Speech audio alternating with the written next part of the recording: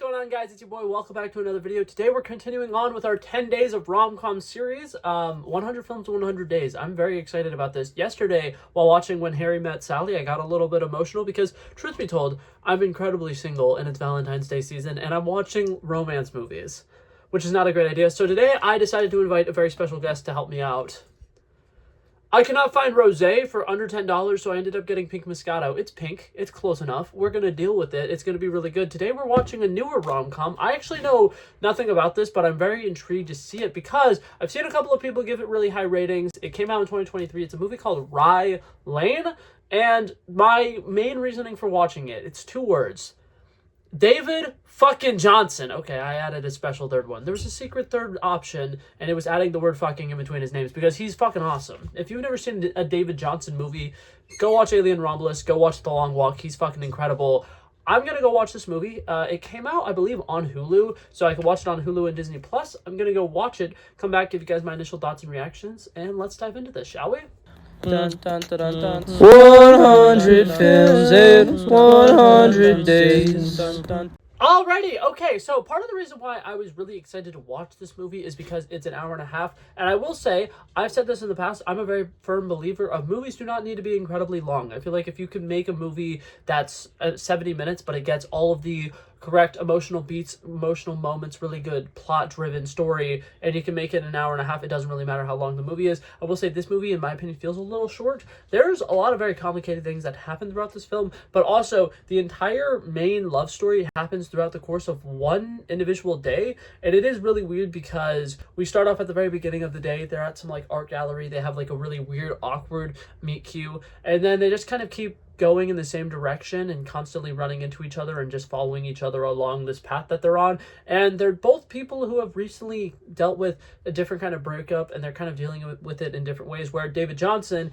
he's been broken up with his long-term girlfriend for 3 months, but he's still kind of like not over it. He's still very emotional. He's constantly having, breakdowns about different events and stuff that happened with it. And then we meet the other character, Ross. I believe her name is Ross.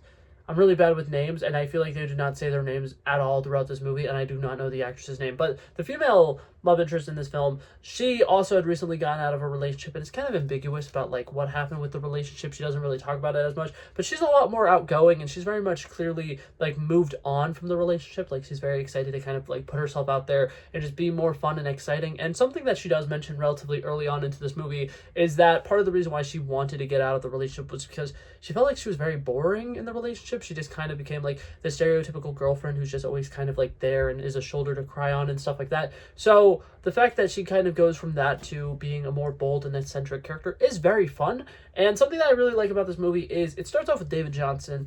He's very emotional. He's very much going through it. Everything in his life kind of seems very black and white and very boring and basic. And as he spends more time meeting the love interest in this movie, it becomes a lot more colorful. It becomes a lot more vibrant. The camera angles are very interesting. There's a lot of very unique shots. I will say this is one of the most uniquely shot movies I think I've ever seen. The cinematography is fascinating. There's a lot of really wide angles, and there's a lot of like almost like fisheye lenses where everything that's center is like perfectly fine and everything's completely normal, but all the stuff on the outside is kind of distorted. So sometimes there'll be scenes where they're like walking and the camera's following them, and it looks a little awkward and uncomfortable. But that being said, it's still a very fun movie. I think that the design of it looks very great. I love how colorful and vibrant this movie feels. But at the end of the day, I feel like that's probably one of the last major positives I can give this film. Sorry for that awkward pause. I still to this day do not know how to edit out train noises whenever there's a train in the background. A lot of the background noises I can filter out. I can just like edit it a couple of times and really mess with the audio. Trains, too loud. I cannot do that. So I typically have to wait for them to pass. But that being said, like I said, there's not a whole lot of elements where it comes to the plot and the main characters where I could really compliment them because, in my opinion, I love David Johnson. I think he does an incredible job in this movie. I think that he's somebody who's very, like, wide-eyed and curious and very heartful, and he's a young person who clearly has not been in a lot of relationships, so he's very optimistic about love and about like people in general. He always tends to kind of see the best in people, and I think that's a very interesting character, and I really like him versus the other character who's a lot more realistic, somebody who's been through a couple of traumatic experiences, somebody who's kind of like messed around with the wrong crowd a couple of times, and her kind of like obviously being a very energetic, high charismatic person, somebody who's very interesting and fun to spend time with, her dynamic when she's with him, kind of like helping him kind of embrace some of the more eccentric sides of himself, I think that that's really cool. And I like that. I think that their relationship works relatively well. Everything ebbs and flows very interestingly.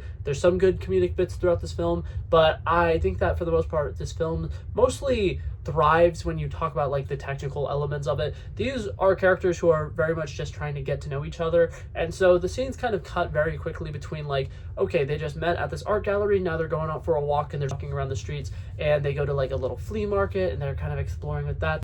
Then they go to a thrift store, and then they end up going and getting lunch, and there's a lot of really cool emotional sequences. And as they're getting to know each other, they're both telling each other stories about like their past and their relationships and stuff and things that they've had, and they're kind of doing these interesting things where they do flashbacks, but the characters are there in the modern day watching the flashbacks as they happen. And it does create a lot of really interesting like POV shots where they're both like watching as these very heartbreaking and emotional things are happening. And it kind of creates this moment where like you as the audience are watching another person watch what's going on. And it kind of creates this like almost meta comedy in the film. And I really like that. I think that there are some very fun elements with that film, like structure, and I think that that's a really cool, unique thing. Like I said, I don't think I've seen that in another movie before, so I really enjoyed that. I thought that that was a very fun decision to do. This movie is very, very dynamic, and there's a lot of elements like that that work really well. And there's a lot of moments with the comedy specifically where it kind of feels more like a cartoon than an actual realistic movie, and that can go kind of both ways. There are sometimes where in certain elements and certain scenes I'm like, yeah, this is awesome, this really rocks, and then there's other scenes where I'm like, this is taking me out of the movie. So obviously, it kind of is like viewers' discretion. Some people probably really dug it. I personally was not that into it, but I do think that that's one of the problems with comedy as a whole with the genre when you're kind of discussing whether or not you liked it or not,